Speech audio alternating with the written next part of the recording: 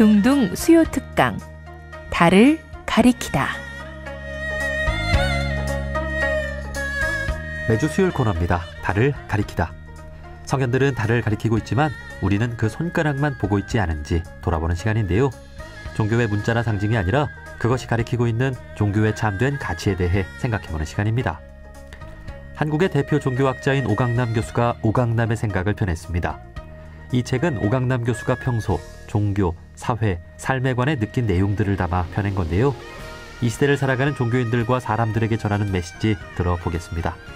캐나다 리자이나 대학교 비교종교학 명예교수이신 오강남 교수님을 만나보겠습니다. 교수님 안녕하세요. 네, 안녕하십니까. 예, 반갑습니다.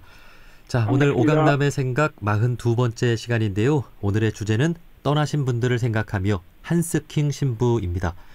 자, 한스킹 신부님 어떤 분이실까요? 재작년 93세로 돌아가신 스위스 출신 가톨릭 신학자입니다. 독일에서 가르쳤지만은 본래 출신은 스위스 출신이에요.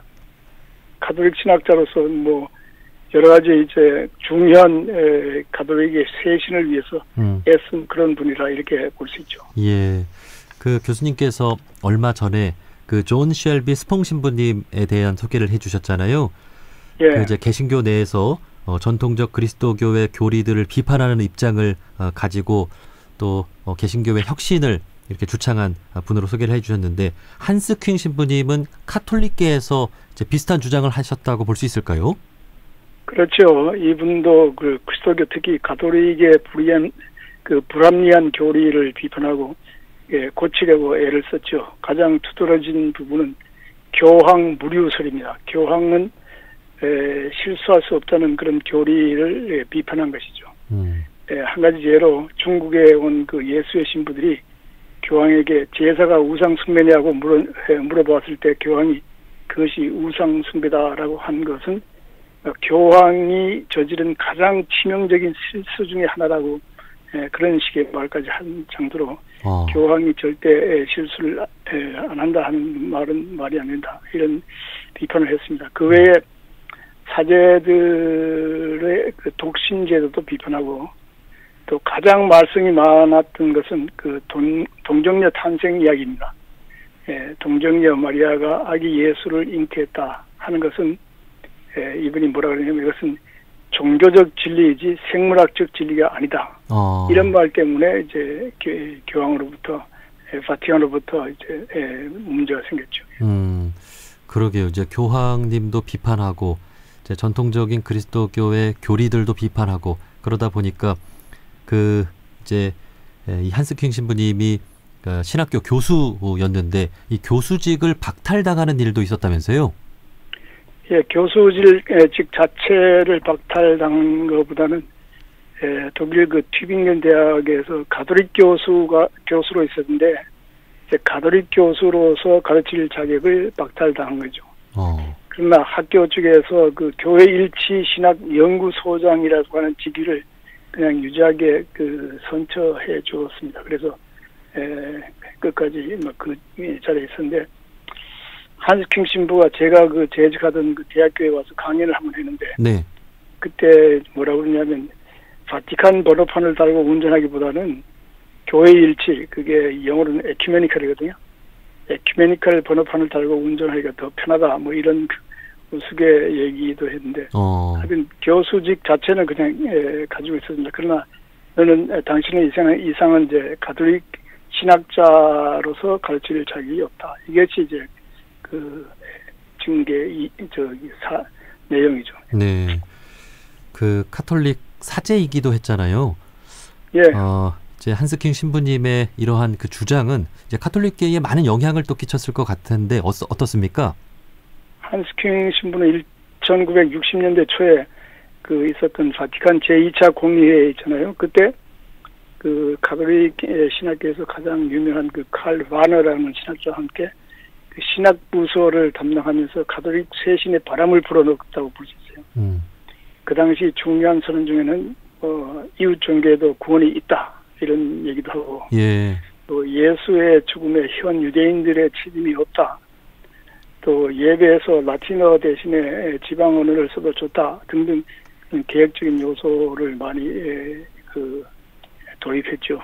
그런 면에서 이렇게 가톨릭 개방에 상당히 좋은 역할을 했는데, 이 요한 23세의 이 바티칸 제2의 공회 이후 들어온 교황들이 이제 보수적인 교황이기 때문에 한스큐 신부하고 여러 가지로 마찰이 있게 되죠. 그 참 아이러니한 것이 1960년대에 있었던 이 제2차 바티칸 공의회가 상당히 개혁적인 그 공의회로 평가받고 있잖아요. 예. 그런데 그 이후에 교황님들은 보수적이었다는 게 참 아이러니하네요. 예. 근데 바로 전 교황 라칭거라고 하는데 자기의 아주 친한 신부님이에요. 그분은 아주 보수적이고, 지금 프란치스코 교황은 이제 다시 개방적이라서 한스큐 신부님의 책을 지금 교황이 많이 읽었다, 이런 얘기도 있습니다. 그렇군요. 예. 자, 그리고 앞서 말씀해 주신 대로 한스큐 신부님은 그 이웃 종교에도 구원이 있다라고 말하시고, 또 종교 간 대화에도 큰 역할을 하셨다고 들었습니다. 그 이웃 종교들에 대해서도 두루 공부를 많이 하셨다고요? 예, 신부님은 유대교, 유교, 이슬람, 이런 데 대한 방대한 저술을 남겼어요. 예를 들어 이슬람 하나만 가져도 제가 번역된 책을 받았는데 한 700페이지 정도 되는 그런 큰 책을 내고, 또 이 기독교와 그리스도교와 이제 동양 종교 이런 책도 냈는데, 이 한스큐 신부님은 가톨릭의 전통적인 배타성을 배격하고 다른 종교와의 대화와 협력을 통해서 더 나은 세계를 이룩하자, 이런 제의를 계속하면서 그때 한 말 중에 지구적 윤리라는 말을 씁니다. 지구적 윤리, 예. 예.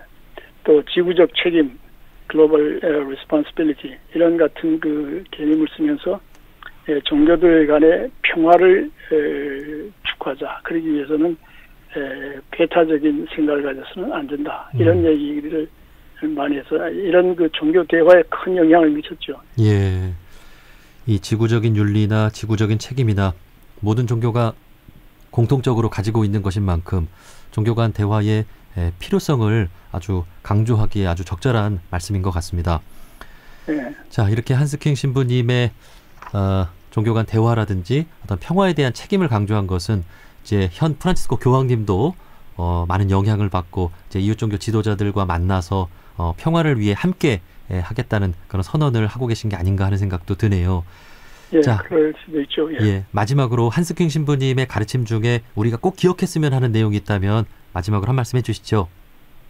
제가 언제나 자주 인용하는 말씀인데요. 그분 말씀 중에 이웃 종교에 대한 기본적인 연구가 없으면 종교 간의 대화가 있을 수 없고, 또 종교 간의 대화가 없으면 종교 간의 평화가 있을 수 없고, 종교 간의 평화가 없으면 세계 평화도 있을 수 없다고 한 그런 말이 있습니다. 예. 그러니까 우리가 이웃 종교에 대한 이해와 이웃 종교와의 대화가 세계 평화에 도움이 된다고 하는 그런 생각을 언제나 가지고 서로 다른 이웃 종교를 이해하는 그런 태도가 필요하지 않나, 이렇게 생각이 됩니다. 예. 우리 둥둥의 근본 취지와도 잘 만든 것 같습니다. 이웃 종교에 대한 관심과 이해가 세계 평화의 시작이다라고 하는 것. 예. 자, 오늘 아주 귀한 우리 한스큐 신부님의 가르침에 대해서 소개를 들어봤습니다. 자, 캐나다 리자이나 대학교 비교종교학 명예교수이신 오강남 교수님이었습니다. 교수님, 오늘 말씀 고맙습니다. 네, 감사합니다.